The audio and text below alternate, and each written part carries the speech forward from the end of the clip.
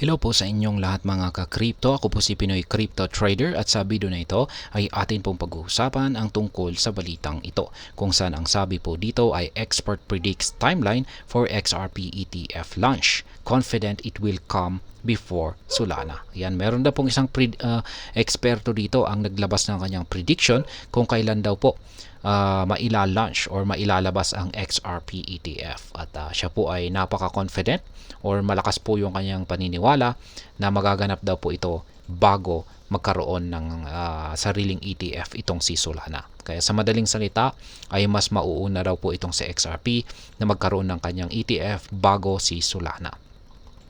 At yan po ang siyang ating pag-uusapan sa video na ito. Pero bago po tayo magpatuloy, ay nais ko lamang po munang bigyang linaw ang aking disclaimer kung saan ang nilalaman po ng video na ito ay hindi po ito isang financial advice. For education and information purposes lamang po ang layunin nito. At ayan, sa atin pong pagpapatuloy mga ka-crypto ay ang sabi po dito ay notable crypto community figures are increasingly convinced that XRP will be the next crypto asset to secure an ETF listing, with some issuing immediate timelines to watch. Ayan, may mga kilalang mga community figures dito sa crypto community. Ayan, ang sila po ay kumbinsido na itong si XRP ang sunod na crypto asset na magkakaroon ng kanyang sariling ETF.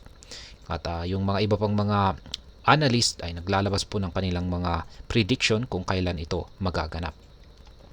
This confidence follows the latest announcement from Grayscale, one of the most prominent crypto asset managers launching an XRP Trust. Ayan, nakontent po natin yan kanina.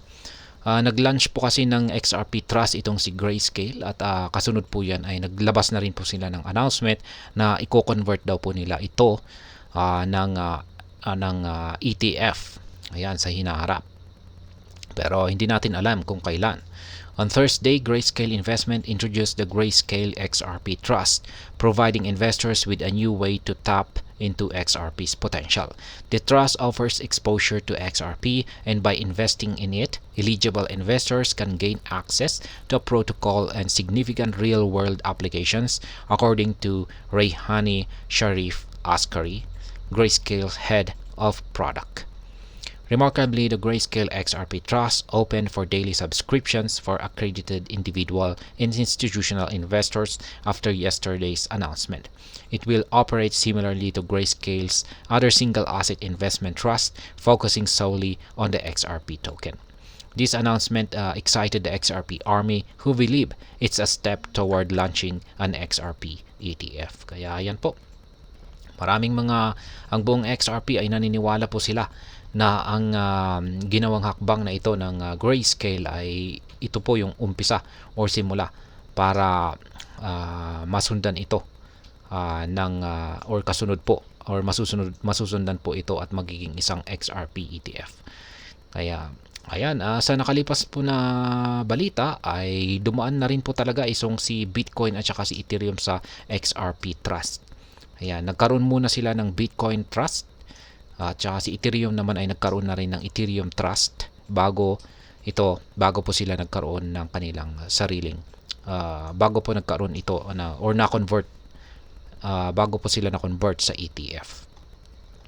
Experts timeline for XRP ETF launch. Reacting to Grayscale's latest move, Blair Campbell, a widely followed crypto marketing specialist, remarked that following the announcement, the market could see the first US-listed XRP ETF in 4 to 8 months. Ayan.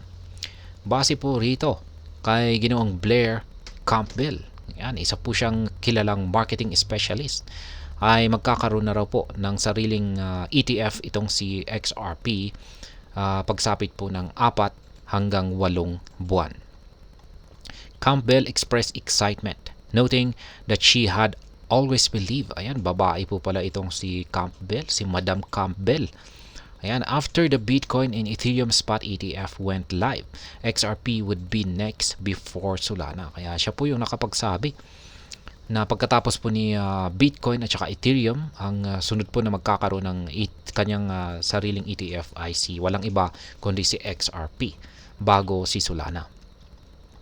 In June, prominent asset manager VanEck submitted an application to list a Solana ETF with the SEC, the first of its kind for Solana in the US. However, this application has hit a roadblock. Ayan na nga.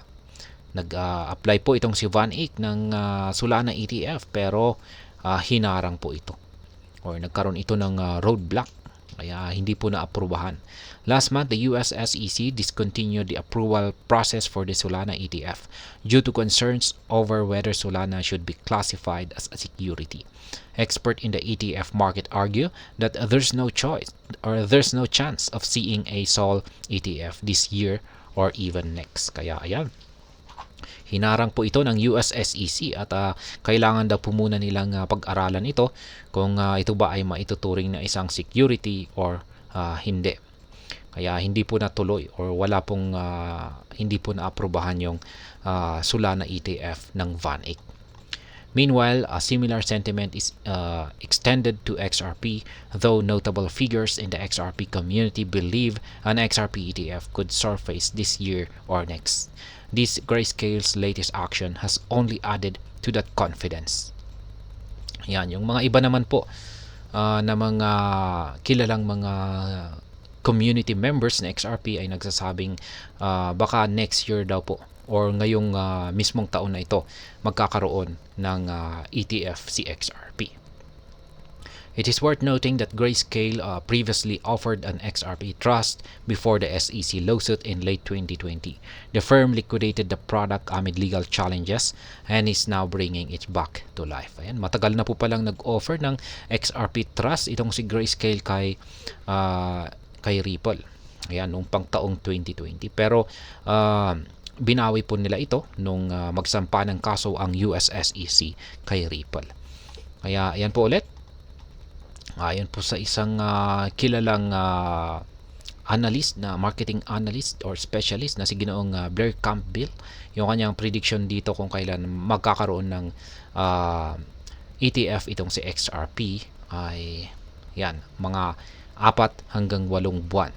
Kaya yan po yung kanyang expected or mga expected timeline. At ayan, hanggang dito na lamang po tayo sa video na ito mga ka-crypto. Sana po ay inyong nagustuhan ang aking paliwanag sa video na ito. Kung inyo po itong nagustuhan, pakiclick lamang po ang like button nito. Para naman po sa mga bago lamang dito, kayo po ay aking inaanyayahan para mag-subscribe.